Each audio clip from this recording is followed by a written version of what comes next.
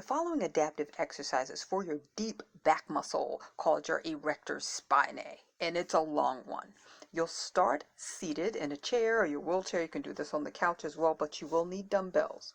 You're going to start leaning over, holding the dumbbells with straight arms. Your palms are facing your ankles.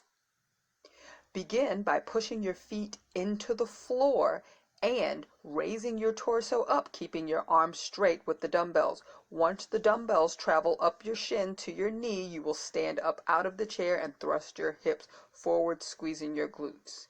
Sit down slowly and return to the start. To modify, you will not stand up out of the chair. You will raise the dumbbells up with your torso, arms nice and straight to knee level, then return the weight back to the start. Repeat. Thanks so much for watching. Please like, share, and subscribe for more adaptive exercises.